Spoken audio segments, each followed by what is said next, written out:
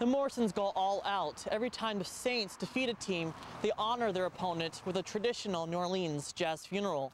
This is the second time in 2 months a local college student was caught urinating on a religious symbol, and members at this church say they're disgusted.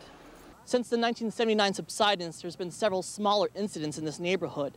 The owner of the home you see behind me wouldn't go on camera, but says she's called in the past about the ground sloping in her backyard. The Salvation Army says one of the reasons donations are low is because of collection bins like these. You can find them just about anywhere. The problem is they don't belong to the Salvation Army. Some of the changes since the accidents are electronic message boards and radar signs like the ones you see behind me. But residents who started the petition want to see more changes, including increased enforcement and lowering the speed limit from 50 to 35. So I decided I'd stop for a second and see if I can sneak a taste of one of the eggs. Give it back, Andrew. No, it's not Halloween. What you're looking at is the front lawn of the Morrison family. In it, you'll find a tombstone for every team the NFL's New Orleans Saints have defeated this season. I thought it'd be neat to, just create a graveyard for the mystique of Halloween time. And, the Saints had a few wins under their belt. And so I started making a few little grave sites and putting up tombstones. And then next thing you know, they were undefeated. The Morrisons were displaced from New Orleans after Hurricane Katrina in 2005 and relocated to Michael Morrison's native Bloomsburg. The Saints give the Morrisons a way to hold on to their New Orleans roots. Us as being displaced from up there, it just gives us a sense of being down there. It's just a sign of hope for the people now in New Orleans. And the people are crying. For a football team, I think that means a lot. The Morrisons go all out. Every time the Saints defeat a team, they honor their opponent with a traditional New Orleans jazz funeral. But not all Pennsylvania football fans appreciate the display. The Eagles, we put a tombstone up, and then about 2 weeks later, my son, who was getting ready to catch the bus, came out and said, "Mike, somebody took the tombstone." I said, "No." So we come out, and sure enough, the tombstone was gone. Fortunately, one of Michael's sons found it down the road walking home from school. The tombstone is now back in place just in time for this weekend's big game versus the Colts. Andrew Bauman, Eyewitness News, Bloomsburg. Pat Ward takes a few punches in the West Hazelton Fire Department's new gym. Through a state grant and various donations, firefighters have a new place to work out. They say by working out, they'll be in better shape to save our lives. One of the main causes of death on the job is a heart problem, cardiac arrest, and so to increase health and wellness that way, we incorporated the gym into this. It's come a long way from just a few months ago.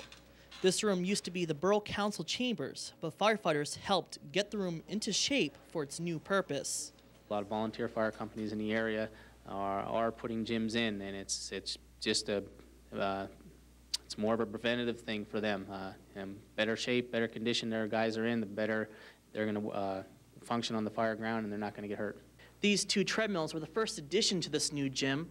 They're from the old St. Joe's Rehabilitation Center. They found a second life and a new home here with the West Hazelton Fire Department. Instead of being discarded or just sitting there collecting dust, it's going to a good use now, and it's saving firefighters' lives. Fire Department received a grant from the state to purchase other equipment. Combined, the total value of what's being donated is between $6,000 and $8,000. And it's open to the fire company, police, and other borough employees. Anybody could be a member from age 14 on, is when the junior firefighter program starts. And anybody could be a member, whether you want to do firefighting or assist with any other fire company function. We're always looking for someone.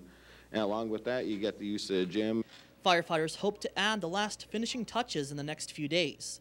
Reporting from West Hazelton for News 13 on SSP-TV, I'm Andrew Bauman. Early this morning, about 7 o'clock, I heard the big thunder, and then I knew we were in trouble. But she had no idea how much trouble. When Margaret Basile got up, she found this giant sinkhole in her backyard. It's just between her home and the neighbors. You can see the foundation crumbling. The Department of Environmental Protection's Office of Surface and Mining was here by 11 this morning. They assessed the situation and classified it as unstable.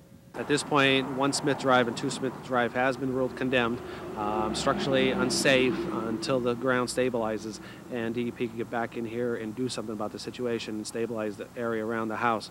But this isn't the first subsidence in the neighborhood. Looked like there was 2 or 3 incidences in 1979, January, July, and I believe April, May, somewhere like that, that there was a couple major incidences. This is lot 1, lot 2, and it was on lot 3, between 2 and 3, where the other incidences occurred in 79. Since the 1979 subsidence, there's been several smaller incidents in this neighborhood. The owner of the home you see behind me wouldn't go on camera, but says she's called in the past about the ground sloping in her backyard. A neighbor across the street showed us small holes in her yard. She's constantly concerned because her children and grandchildren play back here. Federal officials have been called to take a look. Measurements show the ground falling at 2 inches an hour, and at 3:30 this afternoon, the driveway of one home had collapsed and the hole is now approaching Route 940. Even if officials can fix the holes, Basile says she may not return. I will never feel secure in here again, never, never, because this will happen again, over and over. Reporting from Smith Drive in Hazel Township for News 13 on SSP TV, I'm Andrew Bauman. One by one, she dips these eggs into the chocolate. Yvonne Bragalone is the youth group advisor at St. Peter's Episcopal Church in Hazleton. For the past several years, parishioners have spearheaded this chocolate Easter egg sale to raise money for their youth group. This is our 4th year we've been making the Easter eggs, and the kids really enjoy doing it. It's a hands-on project for them, and they know that it helps the parish. Members will make over 100 dozen eggs leading up to Easter. From peanut butter and coconut cream to buttercream, they dip, box, and get these eggs ready for sale. St. Peter's Youth Group uses the money for various service projects needed throughout the church. And it gives them a chance to get their hands in to see how they're making money, to see how what we're making people are enjoying, and also it's a really good profit for us. So I decided I'd stop for a second and see if I can sneak a taste of one of the eggs. Give it back, Andrew. And when someone wasn't looking, is there any point, did you try sneaking one? No, I tried not to. First years I would try to sometimes, but no, not anymore. I try to save them for the customers. The eggs will be on sale at St. Peter's this Saturday during an all-you-can-eat breakfast. You can also pre-order your eggs by calling 454-6543. Reporting in Hazleton for News 13 on SSP TV, I'm Andrew Bauman.